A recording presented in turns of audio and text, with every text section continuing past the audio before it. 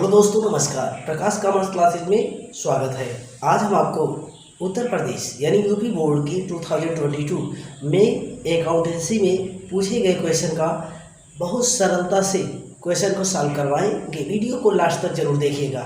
यदि चैनल पर नए हैं तो चैनल को सब्सक्राइब करना ना भूलिएगा, और यदि क्वेश्चन समझ में आए तो लाइक जरूर करिएगा। तो चलते हैं, देखा जाए क्वेश्चन पहले पढ़ लिया जाए, तो उसके बाद में क्वेश्चन जो आप लोग लगाए थे वो चेक करिएगा कि हम कितना सही सॉल्व करके आए हैं क्वेश्चन को। तो उसी क्वेश्चन का सॉल्यूशन यानी जो शेयर का क्वेश्चन पूछा गया था उस क्वेश्चन का सॉल्यूशन हम करेंगे। तो क्वेश्चन हम पढ़ दे रहे हैं, क्वेश्चन को आप भी पढ़ लीजिएगा। क्वेश्चन हम पढ़ ले रहे हैं, क्वेश्चन को आप भी ज़रूर पढ़ लीजिएगा, जिससे कि यह स्पष्ट हो जाए कि आपने कितना सही ढंग से किया था।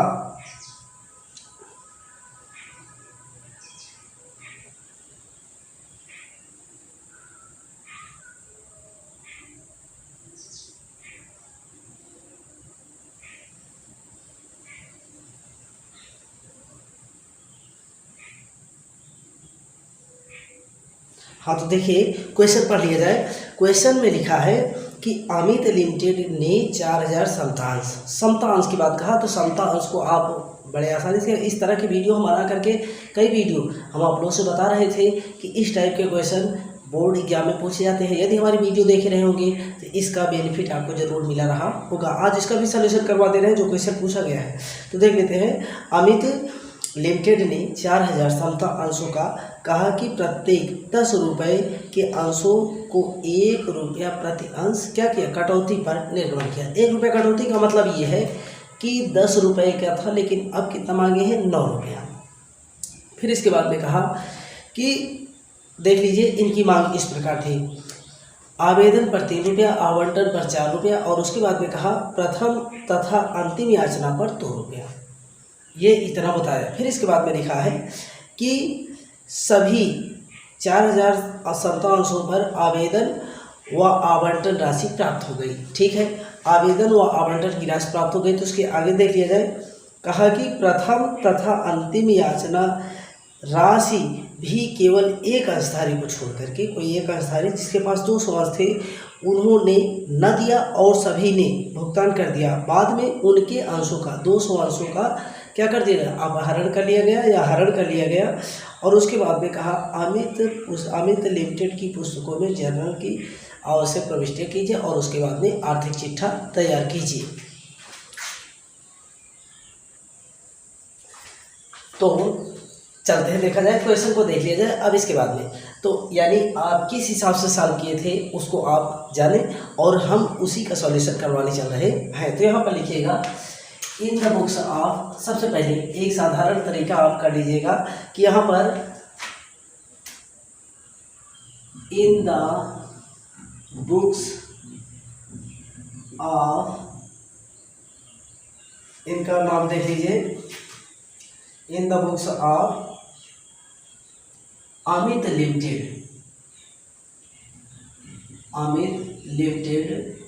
की बुक में करना है। तो in the books of Amit limited company है। तो इसके बाद में यहां पर लिखिएगा authorised capital 4000 equity share at the rate of ₹10 each. तो यहाँ पर 40,000 यानी कि मतलब 4000 को 10 से मल्टीप्लाई करने के बाद में हमें कितना कैलकुलेशन में आया, 40,000। तो 40,000 दिखाइएगा। फिर इसके बाद में देखिए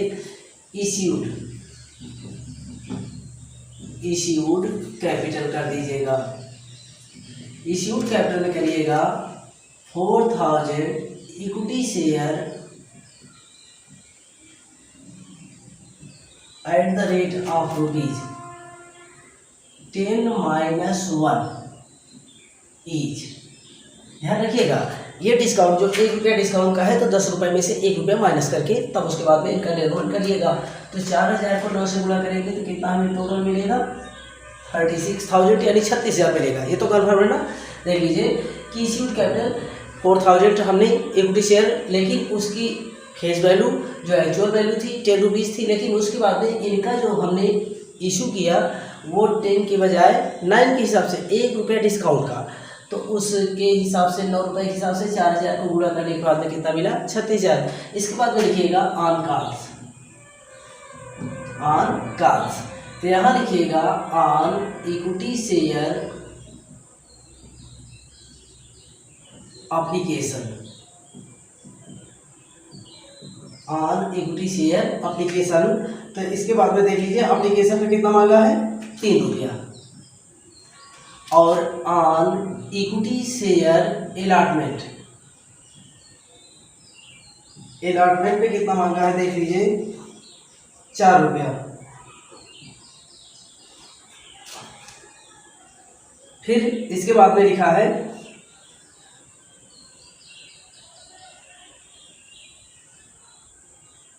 प्रथम तथा अंतिम याचना, सॉरी यहाँ पर लिखिएगा on equity share first call, first call पे 2 रुपया थे, यानी 2 रुपया इस पे, और on final call, final call, तो यहाँ पर देख लीजिए फाइनल कॉल ये दिखा दीजिएगा 2 रुपया। फिर इसके बाद में लिखिएगा सब्सक्राइब कैपिटल,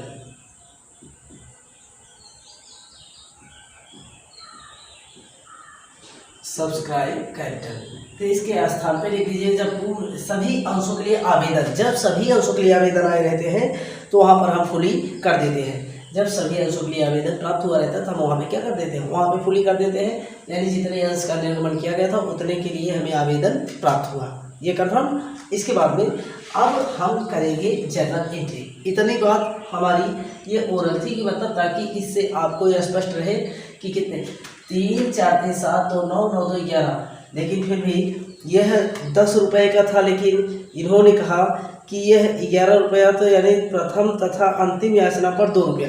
तो ध्यान रखिएगा यहाँ पर हमने ध्यान नहीं दिया, प्रथम व अंतिम याचना पर ये बात नहीं कहा है, प्रथम एवं अंतिम याचना पर, इसको ध्यान रखिएगा, प्रथम एवं अंतिम याचना पर कहा, तो यहाँ पर कर लीजिएगा first and final call, first and final call हम ध्यान नहीं दिए, इसके लिए आप जरूर ध्यान रखिएगा। मतलब हम ध्यान ना दिए कि मतलब हमने कहा कि हम देखें कि प्रथम और उसके बाद तथा लिखा था, तो इसलिए, लेकिन फर्स्ट एंड फाइनल कॉल एक साथ मांगा है।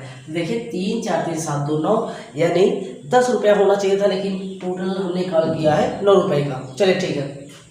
इसके बाद में अब बना लेते हैं जर्नल एंट्री के कॉलम। तो जर्नल एंट्री कॉलम आप भी बनाइएगा, देखिएगा, मिलान करिएगा। ये है यूपी बोर्ड की परीक्षा में, जो यूपी बोर्ड की परीक्षा दे चुके हैं या जो दिए थे कॉमर्स के स्टूडेंट, उन्हीं के लिए यह वीडियो हम खास कर बनाए हैं। और इसके बाद में जो परीक्षा देंगे, यानी आने वाली परीक्षा में जो बैठेंगे उन छात्रों के लिए भी है, तो इसलिए कि वीडियो को ध्यान से देखिएगा, लास्ट तक देखिएगा, जिससे कि यह स्पष्ट कर पाए कि हमने कितना सही ढंग से इसका सॉल्यूशन किया।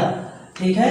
अब इसके बाद में यहाँ पर डेट, पार्टिकुलर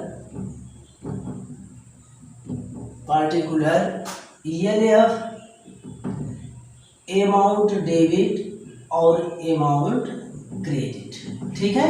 यह अमाउंट डेबिट और अमाउंट क्रेडिट, यह प्रक्रिया आपको बतानी है। तो अब इसके बाद में चलते हैं, देखा जाए क्वेश्चन को देख लिया जाए। तो उसके बाद में तो यहाँ पर अब सबसे पहले आवेदन की राशि प्राप्त होने पर, सबसे पहले आवेदन की राशि प्राप्त होने पर, तो आवेदन की राशि जब प्राप्त होगी तो एंट्री आप लोग को बता चुके हैं, उसी तरह से एंट्री आप करिएगा जिस प्रकार से हम आपको बताए हैं। तो यहाँ पर सबसे पहली एंट्री यानी फर्स्ट एंट्री लिखिएगा कि बैंक अकाउंट डेबिट और 2 इक्विटी शेयर एप्लीकेशन। देखिए, यानी हम आपको एंट्री इसी तरह से करवाए हैं कि यह जो एंट्री आज बता रहे हैं यह आपकी परीक्षा से पहले भी बताए थे। हाँ, इस क्वेश्चन को आप ध्यान से इसलिए देखिएगा कि देखिए इसी तरह से आपने क्वेश्चन को सॉल्व किया या नहीं। यहाँ पर देखिएगा नरेशन लिखिएगा being equity share application money received. अब यहाँ पर हमने आवेदन की राशि, अब ये बता दीजिए कि 4000 हमारे पास अंश थे और 3 रुपए के हिसाब से, तो कितना पाएंगे 12,000। अब इसके बाद में आवेदन पर प्राप्त राशि को हम कहाँ हस्तांतरित कर देते हैं, पूंजी खाते में। पूंजी खाते में हस्तांतरित करने की एंट्री हम आपको क्या बताए थे कि एंट्री यही करेंगे कि इक्विटी शेयर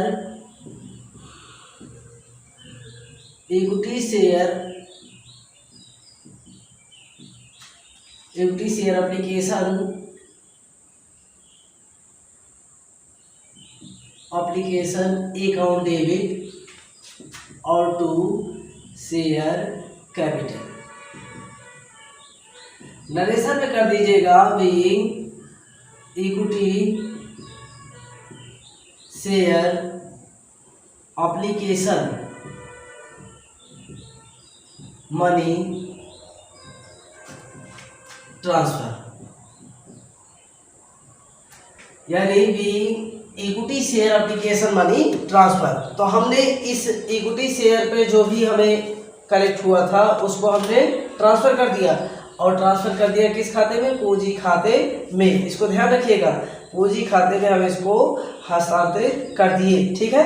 अब इसके बाद में यहाँ पर वही राशि जो आया था इतना यानी 12,000,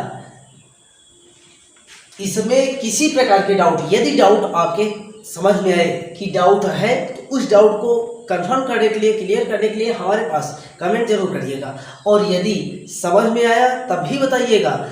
और यदि वीडियो हमारी ये अच्छी लगे, ये जो क्वेश्चन हम आपको समझा रहे हैं यदि आपके समझ में आए तो लाइक तो बनता ही है, इसलिए कि ध्यान से क्वेश्चन को देखिएगा। मैं प्रयास यही करूँगा कि आपको 100% सिखाने का प्रयास करूँगा। फिर इसके बाद में नेक्स्ट इंस्टॉलमेंट, तो देखिए दूसरी किस्त क्या है, अलॉटमेंट की। अलॉटमेंट पर देख लीजिए, अलॉटमेंट की क्रिया जो है तो यहाँ पर लिखिएगा equity share allotment, equity share allotment को डेबिट कर दीजिएगा, और टू लिखिएगा इक्विटी शेयर कैपिटल। नरेशन में दिखा दीजिएगा being equity share allotment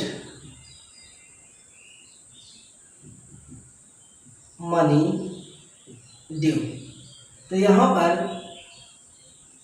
equity share पे 4000 अंश है और 4 रुपए के हिसाब से, तो कितना मिलेगा 16,000। ये है मांग की गई, यह आवंटन की मांग किए जाने पर हम एंट्री यही करते हैं इक्विटी शेयर, या करें मतलब इसमें समता अंश लिखा है इसी कारण इक्विटी लिख रहे हैं, अन्यथा यदि नहीं लिखा है तो शेयर अलॉटमेंट ही लिखते। तो इसलिए equity share allotment account debit और टू शेयर कैपिटल, यानी इक्विटी शेयर कैपिटल।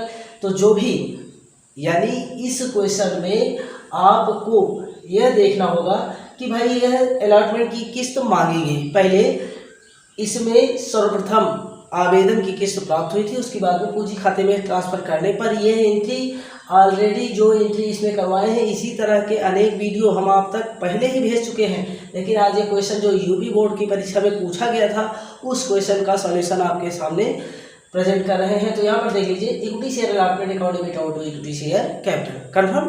तो यहाँ पर यह एंट्री को ही लर्न करना था, तो चलिए ठीक है 16,000। इसके बाद में रिसीव कर लेते हैं। रिसीव करने पर एक बात इसमें क्वेश्चन में कहा है डिस्काउंट की बात, ध्यान रखिएगा डिस्काउंट की बात, लेकिन इसमें शो नहीं किया है।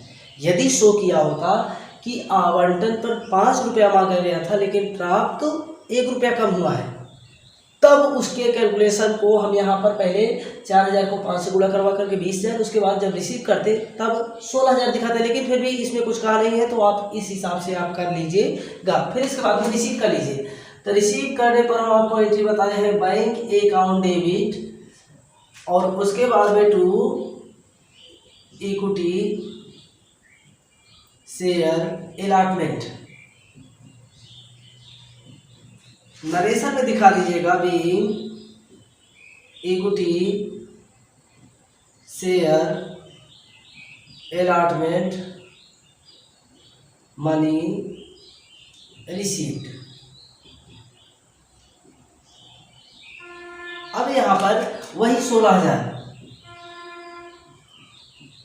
16,000 दिखा दीजिएगा। यहाँ तक देख लीजिए। किसी प्रकार के डाउट यदि हो तो उसको जरूर हमें बताइएगा, नहीं तो फिर इसके आगे चलते हैं, ठीक है। अब इसके बाद में तो वीडियो कैसी लगी इसको जरूर हमें बताइएगा। यह हम प्रयास यही करेंगे कि आप इस वीडियो से आप सही अपने को निश्चित कर सके कि हम जो यूपी बोर्ड परीक्षा में अटेंड किए हैं वो क्वेश्चन हम 100% सही करके आए या उसमें किसी तरह की मिस्टेक्स या कमियां हैं तो हमें ज़रूर बताइएगा। यदि आप इसी तरह किए हैं तो ये बहुत सुंदर होगा, और यदि नहीं किए हैं तब भी बताइएगा। और उसके बाद में प्रयास यही करिएगा कि आने वाले यदि इसके अदर क्लास में, इसके आगे क्लास में जाएंगे तब भी इनसे रिलेटेड क्वेश्चन आपको मिलेंगे। और हाँ, जो 12th का एग्ज़ाम इस वर्ष देंगे वो भी ध्यान से देखें, जिससे कि उनको यह अनुभव हो सके कि इनसे रिलेटेड जो क्वेश्चन आएंगे उनका सॉल्यूशन वो बड़े आसानी से कर लेंगे। फिर इसके बाद में चलते हैं नेक्स्ट किस्त, यानी देख लीजिए अगली किस्त क्या है, तीसरी किस्त है कि equity share first and final call.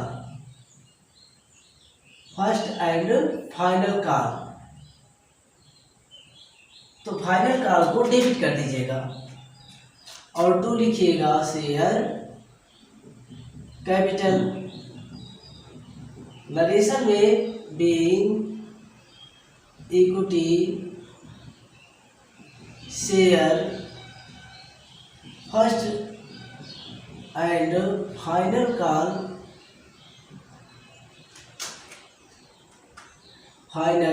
Call money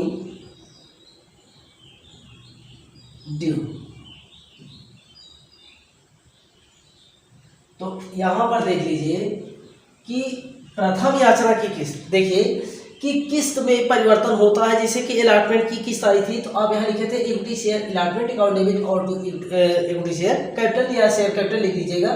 इसी तरह अब यहाँ पर नेक्स्ट इंस्टॉलमेंट आई तो इसलिए यहाँ लिखे इक्विटी शेयर फर्स्ट कॉल। यहाँ अलॉटमेंट पहले था लेकिन अब आ गया फर्स्ट कॉल अकाउंट डेबिट और टू शेयर कैपिटल, बस परिवर्तन यही रहेगा। तो देखिए हमारे पास 4,000 अंश है और 3 रुपये के हिसाब से, 2 रुपये के हिसाब से है। तो 2 रुपये के हिसाब से है तो इनको 2 से गुणा करने के बाद कितना पाएंगे, 8,000। ये 8,000 हमने मांगा। इसके बाद में रिसीव करते समय जब इन अंशों को जब हम रिसीव कर रहे थे तो एंट्री में ये ध्यान रखिएगा कि बैंक अकाउंट डेबिट, और इसके बाद में थोड़ा सा स्पेस कर दिए, टू लिखिएगा equity share first and final call. तो यहाँ पर देखिए अब यहाँ पर देख लीजिए, यहाँ पर कहा है कि हमने फाइनल कॉल पे कितना मांगा था, 8,000 रुपया। 8,000 रुपया मांगा था, लेकिन इसमें क्वेश्चन में कहा है एक अंश है जिसके पास 200 अंश थे, वो आवंटन तक पैसा दिया था लेकिन इस किस्त पर पैसा देने में वो असमर्थ है। तो इस किस्त पर पैसा नहीं दिया तो इसका मतलब कुछ न कुछ गड़बड़ी है। तो उस न पैसा दिए जाने को हम लिखेंगे कॉल्स इन एरियर को भी डेबिट करिएगा। तो यहाँ पर देख लीजिए आपके पास 4,000 अंश थे, 4,000 अंश में से 200 के अंशधारी नहीं दिए, कितने अंशधारी दिए, 3,800 के 2 रुपये के हिसाब से। और 200 के अंशधारी पैसा नहीं दिए तो 400 रुपया नहीं मिला। 2 से इनको 2 से गुणा कर दिए, 2 8 16 और 2 तिहाई 6 7, 7600 रुपया टोटल। 7600 रुपया मिला, 400 रुपया डूब गया और 8000 रुपया मिलना चाहिए था। कंफर्म देख लीजिए कि हमने मांग की थी 8000 रुपये, अंतिम याचना पे 8000 मांगा, लेकिन एक अंशधारी जिसके पास इतने अंश थे यानी 200 अंश थे वो पैसा नहीं दिया। अब जब पैसा नहीं दिया तो भाई 8000 मांगे थे और पैसा नहीं दिया तो 200 के 200 से गुणा करवाए तो पता लगा 400 हमें नहीं दिया, तो 400 रुपया नहीं दिया तो इसलिए उसे डेबिट में दिखा दिए। और उसके बाद में भाई मिला कितना 7600 रुपया, 7600 रुपया उसे भी डेबिट में दिखाए। अच्छा एक प्रश्न ये भी नरेशन लिख लेते हैं, उसके बाद फिर बताते हैं। Being 3800 equity share first and final call money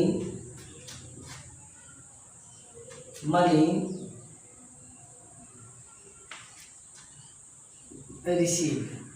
अब यहाँ पर देखिए कि बीइंग 3800 इक्विटी शेयर यानी क्या बताओ 3800 अंशों पर हमें रुपया प्राप्त हुआ, इसमें कोई डाउट नहीं। फिर इसके बाद में देखिए जैसे आपने कहा कि काल्थिन एलियर को भी डेबिट और बैंक को भी डेबिट। बैंक जो है वो रियल अकाउंट है।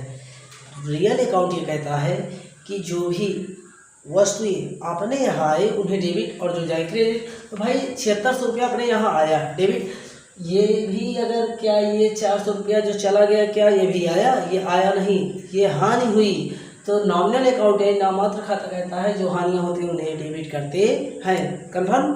तो इसलिए अब इसके बाद में ये कहा कि इन अंशों पर जिन पर पैसा नहीं मिला उन अंशों का हरण कर लिया गया। इन अंशों का हरण कर लिया गया। तो इन अंशों का हरण करने पर एंट्री हम आपको बताए थे, लिखिएगा इक्विटी शेयर कैपिटल को debit, equity share capital account debit, और 2 लिखिएगा जिस किस्त का भुगतान नहीं किया है तो लिखिएगा 2 equity share first and final का, और इसके बाद में लिखिएगा 2 शेयर फॉरफिएटेड। नरेशन में दी 200 इक्विटी शेयर फॉरफिएटेड। यहाँ पर ये देख लीजिए कि फॉरफिएटेड में उस राशि का यानी ये 200 अंशधारी किस किस किस्त पर भुगतान किया, तो आवेदन पे किया था और आवंटन पे किया था। तो 200 के हिसाब से 3 रुपया हिसाब से आवेदन पे था, 200 को 3 से गुणा करवाएंगे कितना आएगा 2 तिहाई 600, और 200 को 4 से गुणा करवाएंगे तो 4 दूनी 800। यह इतना दिया था, तो कितना दिया था 1400। इसके बाद में यह अंतिम किस्त पे नहीं दिया तो 200 को 2 से तो कितना नहीं दिया, ध्यान रखिएगा कितना नहीं दिया 400। यह 1400 रुपया प्राप्त किया था और यह 400 रुपया नहीं दिया। तो अब देख लीजिए हमारे पास 200 अंश थे, इनका सही वैल्यू कितना था 9 रुपया, क्योंकि 1 रुपया कटौती पर इनका निर्गमन हुआ था। कन्फर्म। देखिए 10 रुपये का था लेकिन इनका निर्गमन 9 रुपये पर किया गया था, इसलिए 200 को 9 से गुणा करवाया तो आया 1800। इसके बाद में इक्विटी शेयर फाइनल काल पे वो पैसा नहीं दिया, इसलिए इतना, और दिया था कितना यानी इस पे दिया था आवेदन पे दिया था 200 को 3 से गुणा करवाए तो 600, 200 को 4 से गुणा करवाए तो 800। कन्फर्म। इसके बाद में टोटल दिखा दिए 1400, इन दोनों का टोटल इनका। अब इसके बाद में हाँ, इसमें यदि किसी तरह के बार बार हम आपसे कह रहे हैं कि यदि ना समझ में आए, यदि समझ में आ गया तो बहुत सुंदर, और यदि ना समझ में आए तो हमें ज़रूर बताइएगा, वो भी कमेंट बॉक्स में जा कर के। तो चलते देखा जाए। इसके बाद में हम बनाते हैं बैलेंस शीट। तो बैलेंस शीट आपको तैयार करनी है तो चलते देखा जाए बैलेंस शीट कैसे तैयार करेंगे।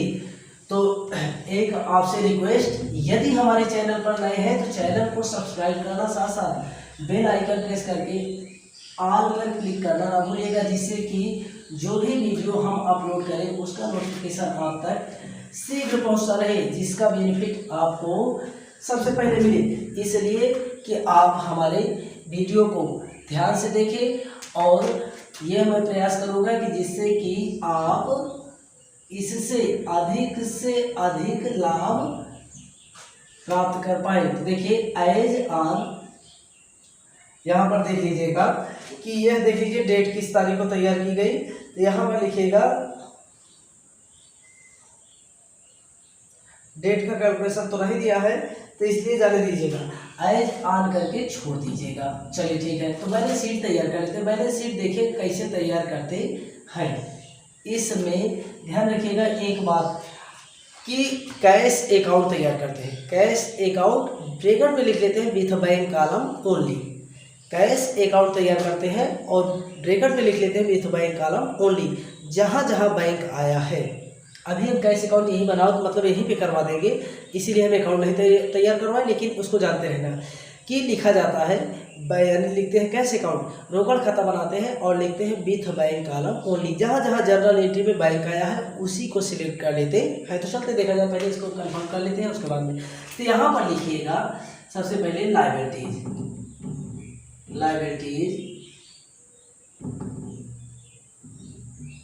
लायबिलिटीज अमाउंट, और उसके बाद में एसेट्स लिखते हैं, फिर इसके बाद में लिखेंगे अमाउंट। चलिए अब इसके बाद में लायबिलिटी पे हेडिंग लिखिएगा ऑथोराइज कैपिटल। इनके नीचे लाइन करिएगा, लिख दीजिएगा 4000 इक्विटी शेयर ₹10 ईच। इनका कैलकुलेशन करके संस्था की एक्चुअल वैल्यू इसको दिखा करके इनके नीचे डबल लाइन कर दीजिएगा, इनसे कोई मतलब नहीं है, कन्फर्म। फिर इसके बाद में यहाँ पर ये कार्य होने के बाद में यहाँ लिखिएगा issued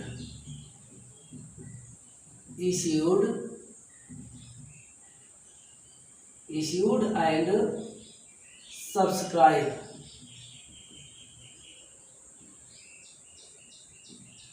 capital, issued and subscribe capital. तो यहाँ पर लिखिएगा 4000 इक्विटी शेयर ₹9 ईच करिए। ₹1 डिस्काउंट पे था, इसको ध्यान रखिएगा कि इसको 9 ईच करिएगा। तो यहाँ पर लिख लीजिएगा, ध्यान रखिएगा, तो यहाँ पर लिखिएगा कि 36,000 ये कंफर्म कर लीजिएगा। फिर इसके बाद में यहाँ पर करिएगा ऐड कर लीजिएगा, सॉरी इसमें से 36,000 लिखना था, उसके बाद लेस करिएगा कॉल्स इन एरियर। अब आपको याद हो तो 200 अंशधारी और ₹2 के हिसाब से नहीं दिया था, कितना नहीं दिया था, यह 400 रुपया नहीं दिया था। तो 400 नहीं दिया था, तो इसके बाद में चेक कर लेते हैं कितना होगा ये टोटल। अब इसके बाद में 10 में से गया 4 गया 6, 35,600, ठीक है, 35,600 ये टोटल आया। अब इसके बाद में इस तरह लिखते हैं कैश इन बैंक, ध्यान रखिएगा। अब आपको हम यहाँ पर विस्तृत से समझा देते हैं, लगाना तो एक ही मुझे दिखा देते हैं, लेकिन फिर भी आप जानते रहिएगा। सबसे पहले एप्लीकेशन में आवेदन पर हम 4000 अंश थे और उसके बाद में ₹3 हिसाब से, तो हमें कितना मिला था 12,000। 4000 को 3 से गुणा किए थे, कितना मिला था 12,000। फिर इसके बाद में अलॉटमेंट में पहुंचे थे तो 4000 को 4 से गुणा करवाए थे, कितना मिला था 16,000। ध्यान रखिएगा, 4000 को 4 से गुणा करवाए तो 16,000 और 4000 को 3 से गुणा करवाए, ये आवेदन पे था, ये अलॉटमेंट पे था। कन्फर्म। फिर इसके बाद में जब हम फर्स्ट एंड फाइनल कॉल पे पहुँचे तो आपको याद हो कि 2 रुपये की मांग थी, 4 रुपये के हिसाब से 2 को से गुणा करते तो कितना आता, 4000 को 2 से गुणा करते कितना आता, 8000। 8000 में एक अस्थाई के पास 200 अस्थि वो नहीं दिया था, यानी 400 रुपया नहीं दिया था। तो हमें मिला कितना था, 8000 में से 400 रुपया कम मिला था, तो कितना मिला था, 7600। ये तो कन्फर्म है ना, 7600 मिला था। फिर इसके बाद में यहाँ पर टोटल कर लीजिएगा, 0 ये 6 हो गया, 7 6 13 13 2 15, और इसके बाद में 1 1 2 2 1 3, तो 35,600 ये है आपके बैलेंस शीट का टोटल हो गया। ठीक है, इसी तरह से आपको लगाना था बैलेंस शीट।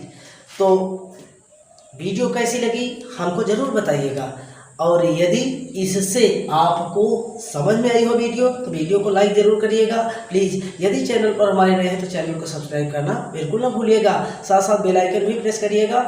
और उसके बाद में हम इसी तरह से अनेक वीडियो आप तक पहुंचाने का प्रयास करेंगे। तो वीडियो देखने के लिए धन्यवाद, आपका दिन शुभ हो।